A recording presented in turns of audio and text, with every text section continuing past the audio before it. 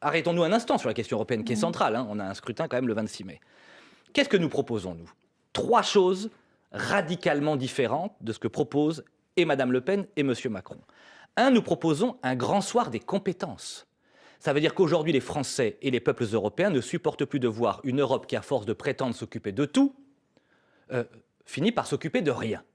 Et donc moi je plaide que pour la question des normes soit rapatriée dans les nations, que la question de la politique d'aménagement du territoire, 350 milliards 2014-2020, soit rapatriée dans les nations et que nous confions à l'Europe des grands enjeux, des grands projets. La protection commerciale, la politique agricole, la recherche de l'innovation. C'est déjà le cas.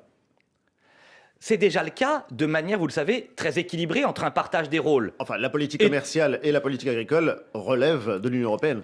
En grande partie, mais pas uniquement. C'est pour ça que je vous dis que moi je veux clarifier. Comme l'Europe a des dizaines et des dizaines de compétences, elle fait mal ce pourquoi elle a été créée. Si l'Europe s'occupait essentiellement de la protection commerciale, par exemple, nous serions beaucoup plus efficaces aujourd'hui. Deuxième grand enjeu, c'est l'idéal de protection, mais avec des choses concrètes. Moi je propose avec les Républicains un European Buy Act, c'est-à-dire la préférence européenne pour toutes les entreprises européennes, l'attribution préférentielle de 50% des marchés publics. Les Chinois, les Américains, les Russes et les Sud-Américains se protègent. L'Union européenne est incapable de se protéger. Enfin, une Europe qui fait à nouveau rêver. Il y a deux grands sujets pour ma génération. La question de la protection des données personnelles. On sait qu'avec les GAFAM américains et les BATX chinois, nous entrons dans l'ère de Big Brother. Nous n'en voulons pas.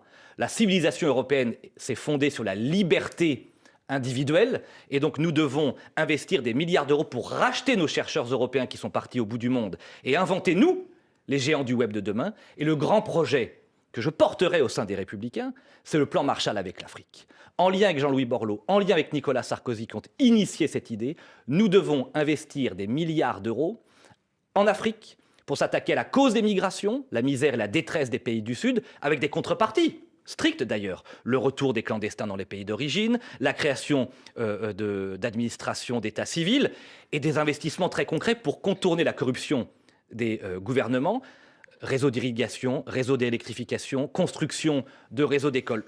En 10 ans, j'en parlais encore récemment avec Jean-Louis Borloo, avec lequel je travaille sur ce sujet, en 10 ans, nous pouvons faire de l'Afrique un continent des classes moyennes et donc recréer un lien extrêmement fort entre l'Europe et l'Afrique et régler la question première des migrations, qui est une question à la fois terrible pour les Européens, dans l'angoisse, terrible pour les Africains, car il est très peu probable que beaucoup des Africains qui quittent l'Afrique le fassent de gaieté de cœur.